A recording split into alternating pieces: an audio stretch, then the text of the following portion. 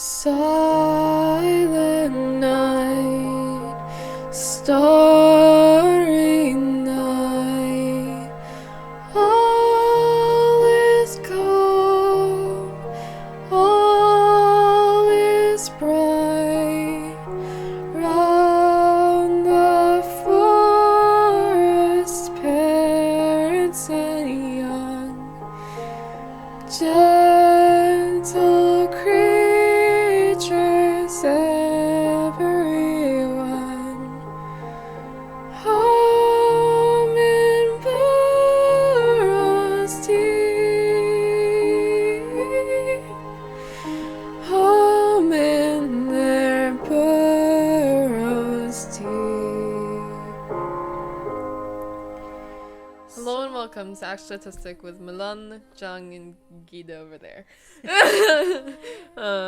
Today we're talking about Christmas and autism. Yes, we're having a Christmas special and we are getting excited.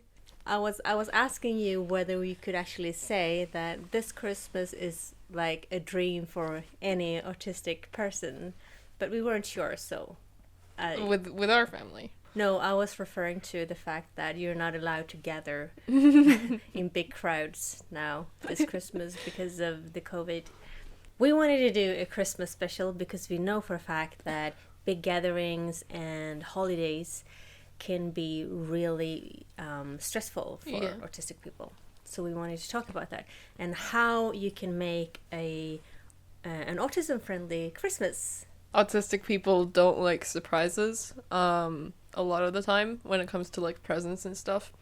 And maybe even other things that have to do with surprises. If you have an autistic person in your family or an autistic friend, it's better to just tell them like upright what they're going to get if you know that they have trouble with surprises. Some autists, though, can handle it. Yeah. It's To an obviously extent. it's Yeah. obviously not all autistic people because it's a spectrum of different versions of autism.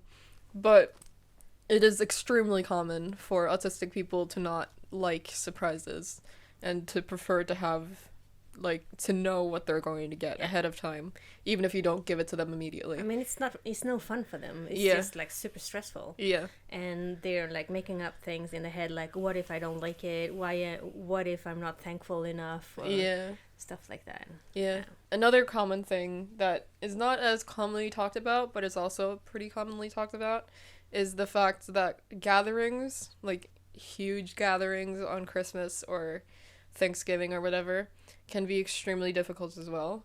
Mainly because of how loud it gets. It's loud and it's a lot of people, and you don't really. I mean, it's difficult for anyone, Yeah. really, to make sure that no one is left out and who you should talk to and what you should talk about, because maybe you don't meet that often, or maybe you don't really have much in common.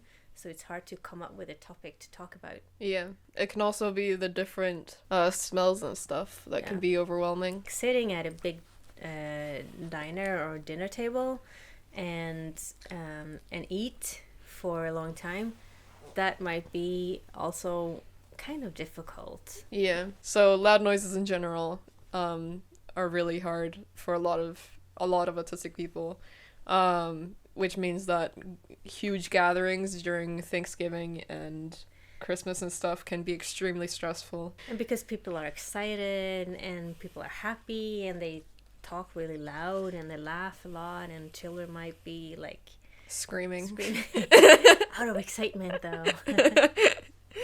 Or exhaustion. Yeah. This should be common knowledge and should be applied to any kind of situation, regardless of if there's a lot of people.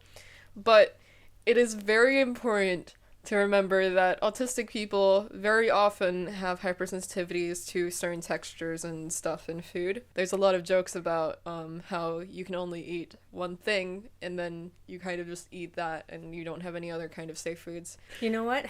I remember one Christmas we went to one of those all you can eat Christmas buffets. It's called julbord in Swedish.